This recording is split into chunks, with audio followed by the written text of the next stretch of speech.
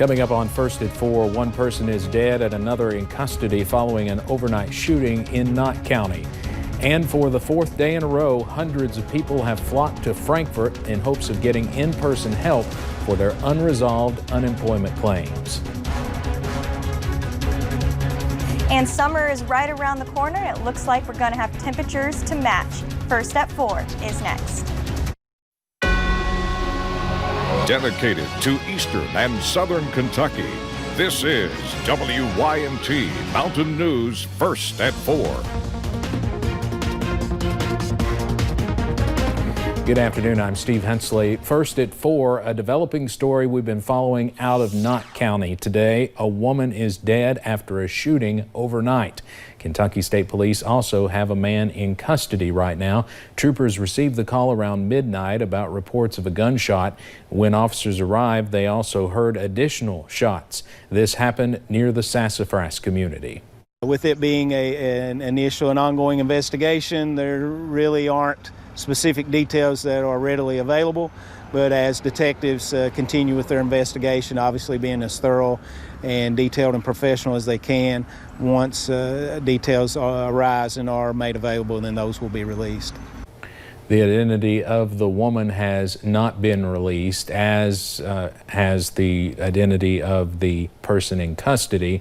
Officials are still trying to notify family members at last check. We hope to have much more on this coming up tonight at 6. One of the Louisville police officers involved in the fatal shooting of Breonna Taylor will be fired. Interim Louisville Police Chief Robert Schroeder started the termination proceedings against Detective Brett Hankison. Mayor Greg Fisher says he could not answer questions about the firing due to state law. Hankison was one of 3 officers involved in the shooting of Taylor while serving a no-knock warrant in March. The 2 other officers remain on administrative reassignment. Once again, hundreds are in Frankfort waiting in line to get unemployment. It is the 4th day of in-person meetings with people in hopes of settling claims. WYMT's Phil Pendleton spoke to some of them and has more. There were several lines set up this morning, one for people who were turned away on Thursday, one for who camped out last night, and still another for whose claims were still not resolved during the month of March. The line for the unsolved March claims stretched from the Human Resources Building all the way around and back near the Frankfort Cemetery. Tina Smith was back in that line today. She said her claim was supposedly resolved earlier in the week and was promised a check. I got seen at the Capitol. As you see, I made the front page. They told me that my funds was being released. I've seen nothing. Can't get anybody online, nobody that listen. We have seen people from literally one end of Kentucky to the other all week long, and we have been told that there is a plan to provide more localized services to people in various parts of the state in hopes of reaching more people with their unemployment claims. In Frankfort, Phil Pendleton, now back to you. All of the people turned away late yesterday were helped first thing this morning.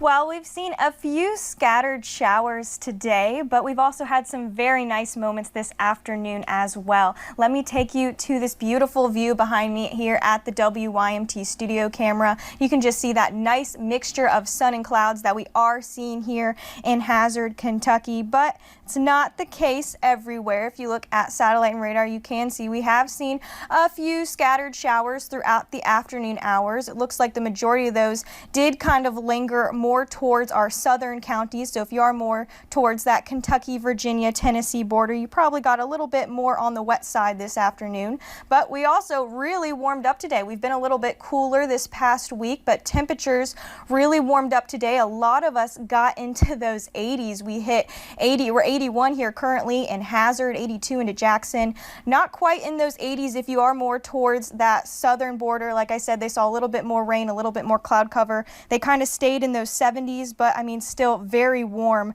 for today, especially since the past couple of days. You can see the past 5 days we've really been on that cooler side, sticking in those 70s and even 60s one of the days, so really on the cooler side there. But now we are finally starting to warm back up, and we are going to continue to hang on to this warmer trend as we head into our weekend. So we're going to be seeing beautiful warm weather, but we are also going to hang on to just a few of those rain chances, and I'll break those down for you here in more detail in just a little bit. Steve?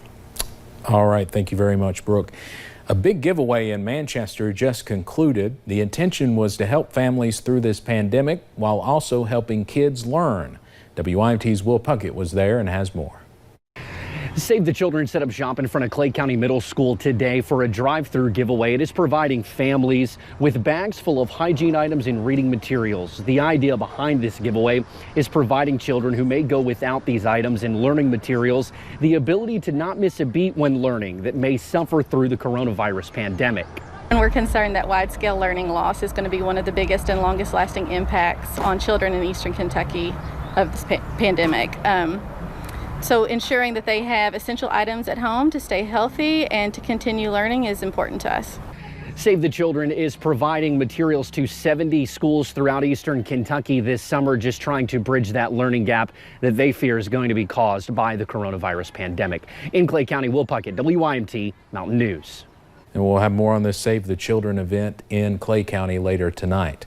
The visitation for Carol Barr, the wife of Congressman Andy Barr, is Sunday. Carol died unexpectedly earlier this week from a heart issue. She was just 39 years old. Her visitation is from 3 until 7 at Christ Church Cathedral in Lexington. Barr's funeral service is at Southland Christian Church Monday at 11. It will be streamed online. She will be buried at the Lexington Cemetery. The family says any donations can be made to the American Heart Association. A bankrupt coal company is once again coming under fire. Black Jewel miners took to the tracks of Harlan County last summer protesting for missed pay.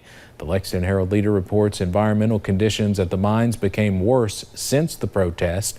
The company had plans to transfer their permits. So far, they have yet to let go of 149 mines. Some worry Black Jewel will ultimately try to abandon them. American Airlines banned a man for refusing to wear a face covering. This happened soon after the man was kicked off a previous flight for not complying with their mask rules. Airline officials say the man ignored requests by crew members to wear a mask with a plane of 122 passengers.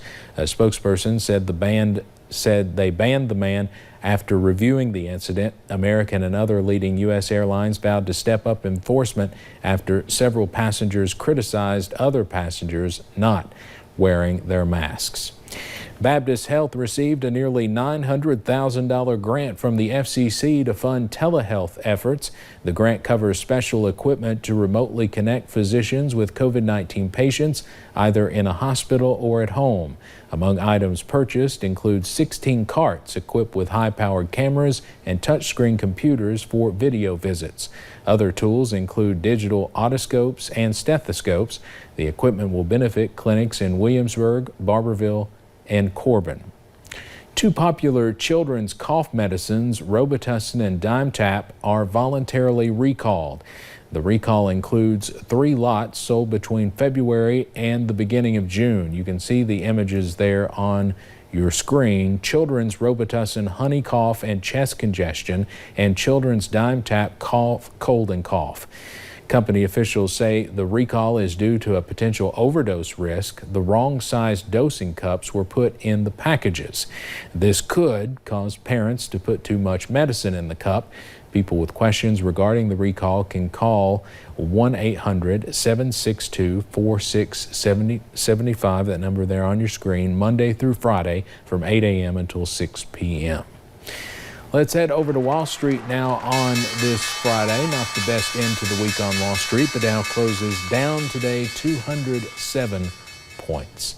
Coming up on Mountain News First at 4, massive marches are happening across the country today. Find out what the celebration is about after the break. And your weekend is almost here. I'll have your weekend forecast and more coming up.